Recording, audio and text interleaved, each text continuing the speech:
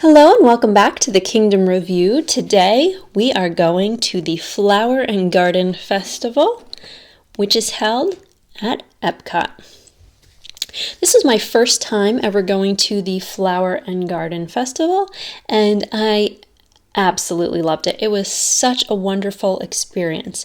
So all around the World Showcase and the entrance to Epcot, you see different topiaries that are carved out into different characters. So there was Donald, Bambi, Mickey, many others. In addition to that, they have some special areas set up that don't normally exist outside of the Flower and Garden. So they have two separate play areas that are set up, playgrounds. It had a musical theme, so there were different musical instruments that the kids could play in addition to standard playground equipment.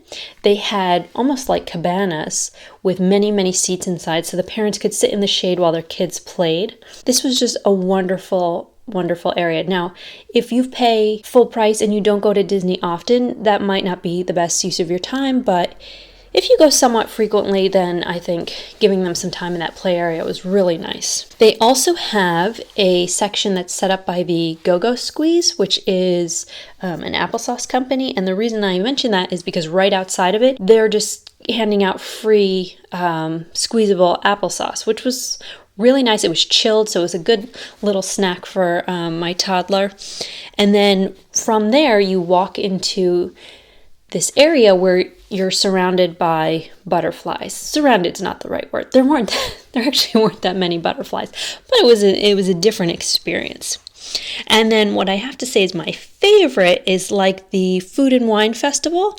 They have these outdoor kitchens. So I'm going to show you a few of the things that I had. So I had frushi, and this was a little over $5.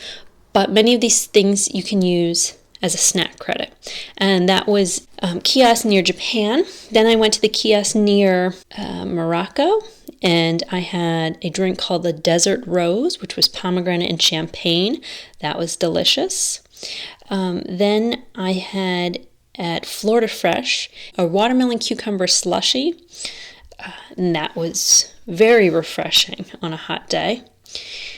Later, I went to Pineapple Promenade where I had a pineapple sparkling wine, and you could see they put a little flower in there, an edible flower. It was a bit pricey. It was over $11 for the drink, but it was delicious.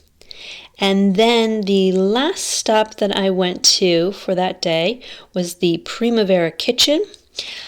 I saw some of the dishes that they had, and they did not look very appetizing, but I had I'm not going to attempt to say this in Italian, but the translation of a pistachio cream, which was layers of pistachio cream, strawberry, and pistachio with some chocolate crunches on top, and you could see that pretty chocolate design. This was pretty good, but I didn't feel like the strawberry and the pistachio necessarily went together. The next day, we went back, and we did 3 different stops. So we went to, I believe it's called Lotus House, and we had the candy strawberries, and as you could see, there are sesame seeds on them.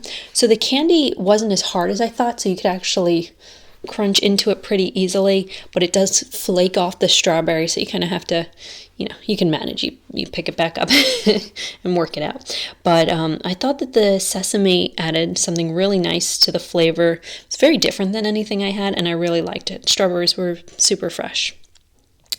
I then had a rose flan, and forgive me, but I cannot remember the name of where I got this from. And that was all right.